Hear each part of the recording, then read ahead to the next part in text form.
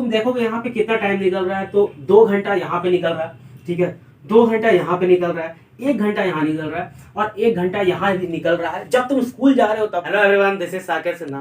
तो यार अब तुम्हारे एग्जाम में मात्र 20 से 25 दिन का समय रह गया है और जो बच्चा ये वीडियो देख रहा है मुझे पता है कि उसका प्रिपरेशन उतने अच्छे से नहीं चल रहा, या उसे ऐसा लगता है कि उसका प्रिपरेशन उतने अच्छे से नहीं चल रहा और अब थोड़ा थोड़ा डर लग रहा है। देखो यार, मैं भी स्टूडेंट हूँ, मैंने भी क्लास 10 और 12 का एग्जाम दिया है। मुझे पता है कि लास्ट के महीने में हमारे ऊपर कितना प्रेशर होता है।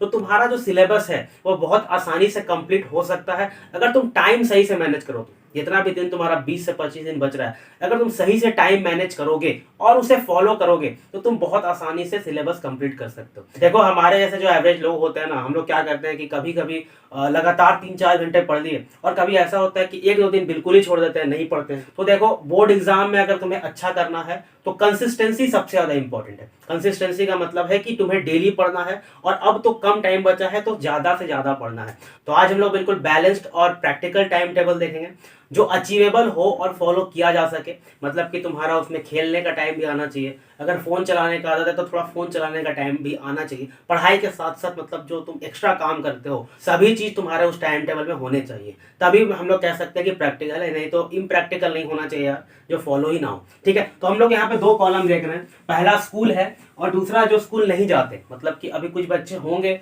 जो स्कूल जा रहे होंगे, कुछ बच्चे होंगे जिनका सिलेबस कंप्लीट हो गया होगा या फिर चूज करने मिला होगा कि स्कूल आना है या नहीं आना, तो कुछ लोग स्कूल नहीं जा रहे होंगे या हॉलीडे भी मान सकते हैं हम लोग। तो स्कूल हम लोग मान लेते हैं कि 8 से 2, ठीक है, 8 से 2 तो स्कूल ही निकलता है। 24 घंटे एक टॉपर के पास भी हैं और एक एवरेज स्टूडेंट के पास भी है। अब तुम्हारे ऊपर है कि तुम उसे यूज कैसे करते हो। तो 8 से 2 हम लोग मान लेते हैं कि तुम स्कूल में निकाल रहे हो, ठीक है, स्कूल में निकालते हो। 2 से 3 आके लंच वगैरह होता है, 2 से 3 तक लंच होता है। 3 बजे के बाद, 3 बजे के बाद देखो सोना नहीं है, 3 बजे के बाद तुम फ्री होते हो। तो 3 से 5 तक, 3 से 5 तक पहला शिफ्ट निकालना है, शिफ्ट 1। देखो अभी आगे हम लोग देखते जाएंगे किस तरह से तुम ज्यादा से ज्यादा टाइम पढ़ाई के लिए निकाल सकते हो, धीरे धीरे ज्यादा बढ़ा भी सकते हो। तो शिफ्ट 1 3 से 5 तक पहला शिफ्ट हो गया।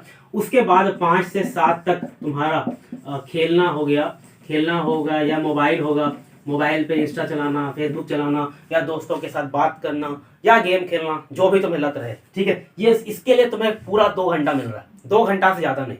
जितना टाइम अलॉट करोगे उतना ही, ज्यादा नहीं, ठीक है। 2 घंटा तुम्हें इसके लिए मिल रहा है। अब तुम देखोगे कि 3 से 5 तुम्हारा यहाँ 2 घंटा का सेल्फ स्टडी हो गया, ठीक है, 2 घंटा का सेल्फ स्टडी यहाँ हो रहा है। स्कूल में करीब करीब 4 से 5 घंटा तो पढ़ के ही आओगे, है ना, 8 से 2 तक। और बाद में तो यार स्कूल तुम्हारा बंद भी हो जाता है, लास्ट में छुट्टी मिलता है एग्जाम के लिए।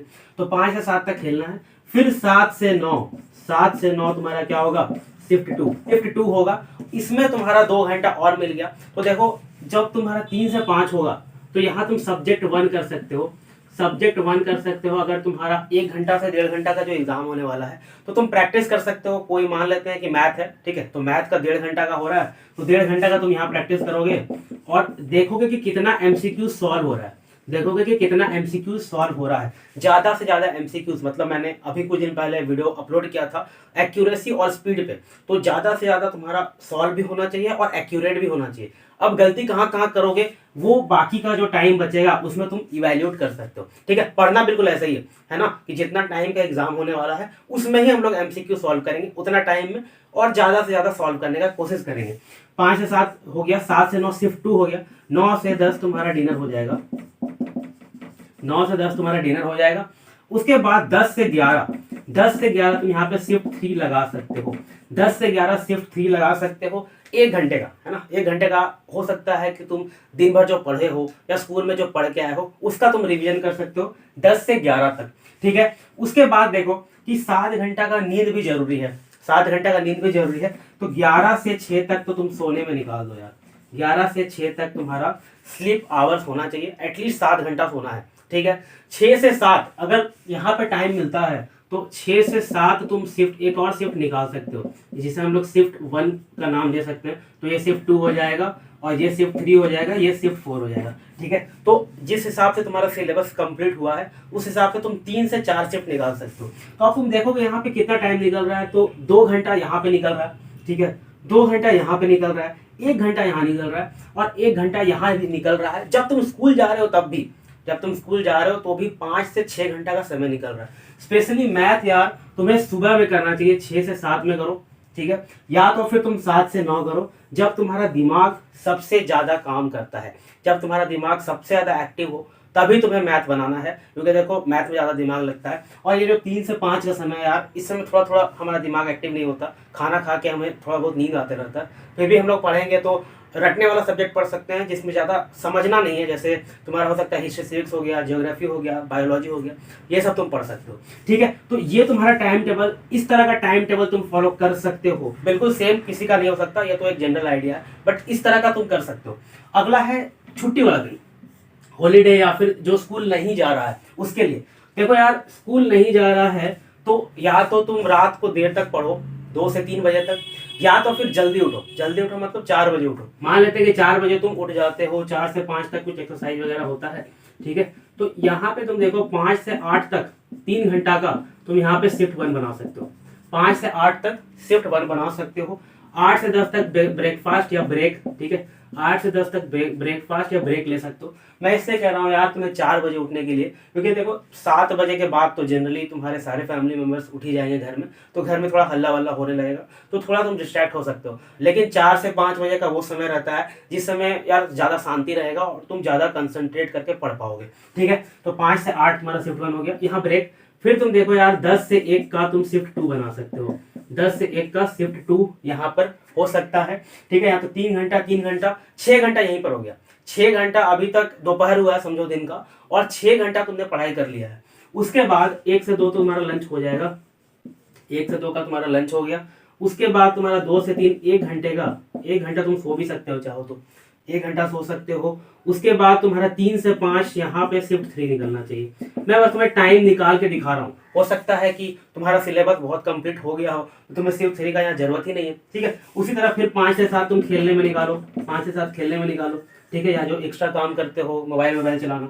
फिर 7 से 9 तुम शिफ्ट 4 में निकाल सकते हो, 7 से 9 शिफ्ट 4 में निकाल सकते हो। और 10 बजे तक तुम्हें सोना होगा, 10 बजे से पहले ही सोना होगा, 9 बजे तक ही सोओगे तब तुम्हारा 4 बजे तक, ठीक है। यहाँ 7 से 8 कर दो यार शिफ्ट 4, क्योंकि 9 बजे सोना होगा तो तुम्हें यहाँ पे 9 बजे कर देते हैं। 9 बजे तुम सोओगे तब जाकर के तुम 4 बजे उठ पाओगे। अब देखो जो लेट नाइट तक पढ़ते हैं, जो सुबह नहीं उठ पाते, उनको कम से कम यार रात के 3 बजे तक, ठीक है, रात के 3 बजे तक पढ़ना चाहिए। और इसी तरह यार शिफ्ट कर सकते हो तुम लोग, 2-2 घंटा 3-3 घंटा बढ़ा दो। मतलब अगर मान लेते हैं कि तुम 9 बजे तक उठते हो और 11 बजे तक करीब तुम्हारा एक्सरसाइज और ब्रेकफास्ट होता है, तो 11 से 1 तुम्हारा पहला शिफ्ट हो सकता है, शिफ्ट 1 हो सकता है, ठीक है। उसके बाद तुम्हारा 1 बजे से वही 3 बजे तक तुम्हारा लंच का प्रोग्राम हो सकता है, ठीक है।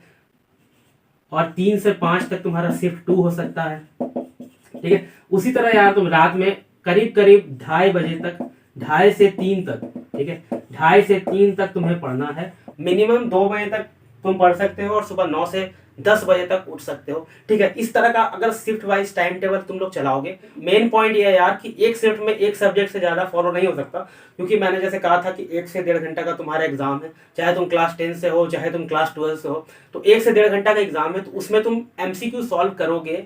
उसके बाद तुम्हें खुद को इवेल्युएट भी करना है कि कहाँ गलती हो रहा है, कौन सा क्वेश्चन छूट रहा है।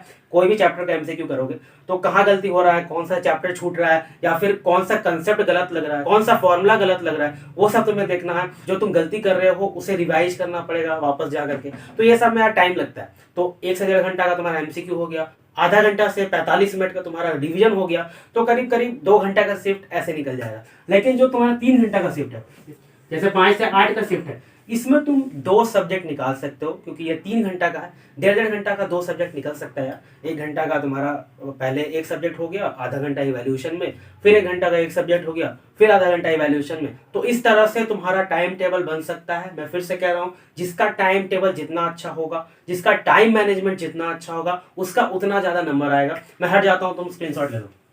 तो आई होप यार कि तुम टाइम टेबल बनाओगे और ये वीडियो तुम्हें बहुत ज़्यादा अच्छा लगा होगा। अगर तुम्हें टाइम मैनेजमेंट का ट्रिक अच्छा लगा हो तो अपने दोस्तों के बीच इसे ज़्यादा से ज़्यादा शेयर करना, और चैनल पर नए तो चैनल को सब्सक्राइब करना। Thank you for watching.